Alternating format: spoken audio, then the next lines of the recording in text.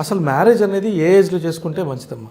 మనము ఈ యొక్క పర్సనాలిటీ డెవలప్మెంట్ తీసుకున్నామంటే ఒక అమ్మాయి 16 ఇయర్స్ వరకు తన ఫిజికల్ గ్రోత్ ఉంటుందండి.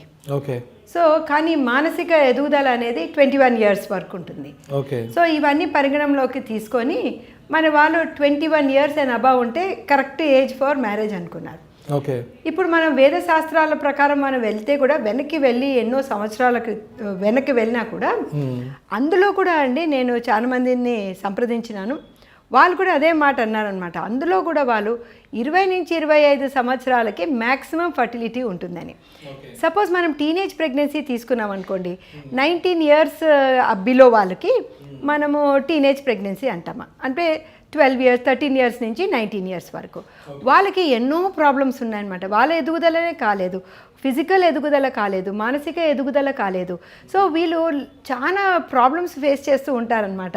సో బీపీలు రావడము, వాళ్ళకి అతి వేవుళ్ళు కావడము, తర్వాత ఈ అనీమియా రావడము, యాక్సిడెంటల్ హెమరేజు, ఈ బీపీ యొక్క దుష్ప్రభావాలు రావడము, బేబీ సరిగ్గా గ్రోత్ లేకపోవడము, మళ్ళీ వాళ్ళకి సిజేరియన్ సెక్షన్లు ఎక్కువ అవ్వడము, పాలు సరిగా ఇవ్వకపోవడము, మానసికంగా వాళ్ళు చాలా ప్రాబ్లం అయ్యి పోస్ట్ డెలివరీ సైకోసిస్ రావడము, ఇలాంటివన్నీ ప్రాబ్లమ్స్ వీళ్ళలో చాలా ఉంటుంది, ఫెయిల్యూర్ ఆఫ్ లాక్టేషన్ వరకు. సో మనము ఇలాగ మనం ఆలోచిస్తే కూడా 20 ఇయర్స్ తర్వాతనే ఫస్ట్ ప్రెగ్నెన్సీ వస్తే మంచిది అని చెప్పేసి, తర్వాత ఎందుకు నేను 25 ఇయర్స్ లోపల అని చెప్పాను అంటే maximum resilience of the system అనమాట. మన బాడీ ఎలాగుంటుందంటే ఒక బంతిలాగా, మనకి ఏదైనా ప్రాబ్లం వచ్చిందనుకోండి, ఆ బంతి కింద పడిందంటే బౌన్స్ అయిపోతుంది అనమాట.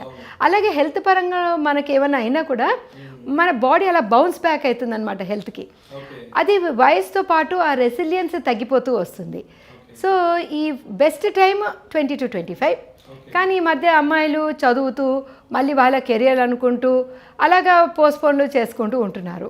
సరే, what is the next best అంటే 25 ఇయర్స్ నుంచి 30 years, that would be the next best.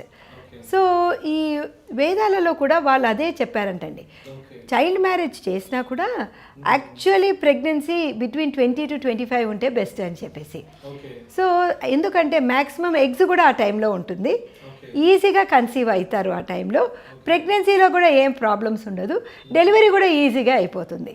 వయసు పెరిగే కొద్దీ ఎగ్స్ అనేది తగ్గిపోతూ ఉంటుంది అండ్ బాడీలో ఆ రెసిలియన్స్ తగ్గిపోతుంది అన్నాను కదా.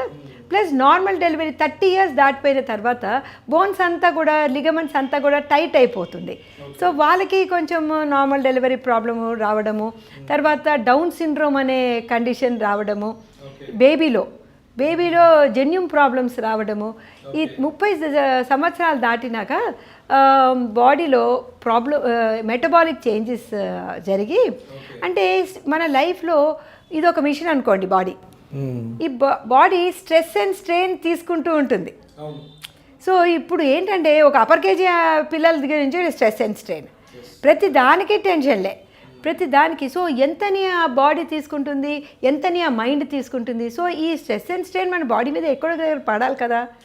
అప్పుడు ఏమవుతుంది, 30 సంవత్సరాల తర్వాత వాళ్ళకి BP problem, sugar problem, thyroid problem, మరి ఏమైనా హార్మోనల్ ఇంబ్యాలెన్స్ ఉంటే పీరియడ్స్ ప్రాబ్లము, ఇవన్నీ కూడా వచ్చేస్తూ ఉంటుంది. ఇదే కాకుండా ఒకవేళ బై ఛాన్స్ వాళ్ళకి ఫైబ్రాయిడ్ గడ్డలు అలాంటిదైనా ఉంటే అది కూడా పెరగడం మొదలు పెడుతుంది అనమాట. సో వెయిట్ కూడా పెరగడం మొదలు పెడుతుంది. సో ఇవన్నీ కూడా ఏజ్తో కూడిన ప్రాబ్లమ్స్ అవన్నీ వచ్చేస్తుంది కనుక ఇది ఒక విధంగా ఈ మెటబాలిక్ చేంజెస్కి సంబంధించింది.